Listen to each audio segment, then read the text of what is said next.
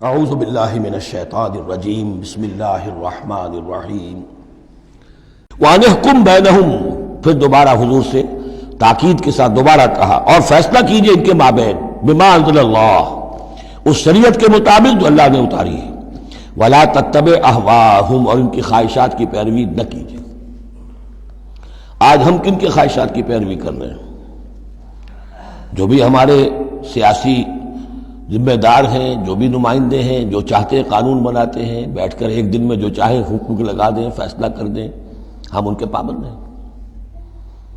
ہم تو ان کی پیروی کر رہے ہیں، اللہ کے حکم کی پیروی تو نہیں کر رہے، الا یہ کہ ایک زبردست تحریک اٹھائیں، زبردست جماعت بنائیں، طاقت بنائیں، قربانیاں دیں، جانیں دیں، اور اس کے بعد یہ کہ نظام بدلے اور اللہ کے دین کو قائم کریں۔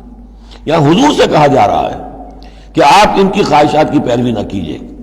وَأَنِحْكُمْ بَيْنَهُمْ بِمَا أَنزَلَ اللَّهُ وَلَا تَتَّبِعْ أَهْوَاءَهُمْ وَاحْذَرْهُمْ أَن يَفْتِنُوكَ عَن بَعْضِ مَا أَنزَلَ اللَّهُ إِلَيْكَ، اور ان سے بچتے رہیے، بی آن دی گارڈ، آپ اپنی حفاظت کیجئے، ایسا نہ ہو کہ یہ بچلا دے آپ کو ان چیزوں سے کہ جو اللہ تعالیٰ نے آپ کی طرف نازل کی ہے۔ دباؤ رہے گا، ہر طرف کا پریشر آئے گا، لیکن آپ کو کھڑے رہنا ہے اس شریعت پر کہ جو اللہ تعالیٰ نے آپ پر نازل فرمائی ہے۔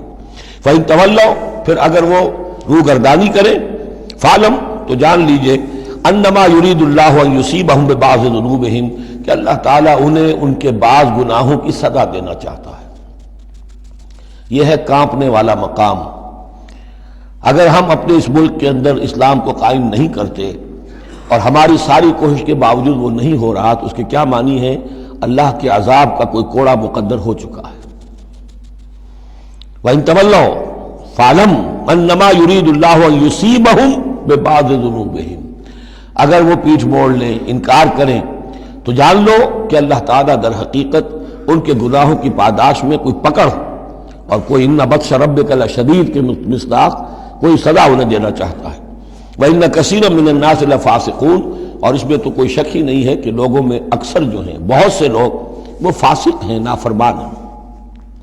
أَفَحُكْمَ الْجَاهِلِيَّةِ يَبْغُونَ، تو کیا یہ جاہلیت کے فیصلے چاہتے ہیں؟ جاہلیت کہتے ہیں اس دور کو جو حضور کی بعثت سے قبل کا دور ہے۔ تو کیا اب بھی یہ دستور، ہمارا دستور، ہماری روایات، ہماری ریت، اس کے فیصلوں پر چلنا چاہتے ہیں؟ جیسے کہ مسلمان زمیندار کھڑا ہو کر انگریز کی عدالت میں کہا کرتا تھا کہ ہمیں اپنی وراثت کے مقدمات کے فیصلوں میں شریعت کا فیصلہ نہیں چاہیے، ہمیں رواج کا چاہیے، مسلمان کہتے تھے۔ افحکم الجاہلیت یبغون، تو کیا یہ جاہلیت کا حکم چاہتے ہیں؟ ومن احسن من اللہ حکما لقوم یوقنون، تو اللہ تعالیٰ کے حکم و فیصلے سے بہتر کس کا حکم ہو سکتا ہے؟ لیکن کن کے حق میں؟ جو یقین رکھنے والے ہوں۔ اللہم ربنا اجعلنا منہم، ہمیں اللہ تعالیٰ اس یقین اور ایمان حقیقی کی دولت سے سرفراز فرمائے۔ صدق اللہ العظیم۔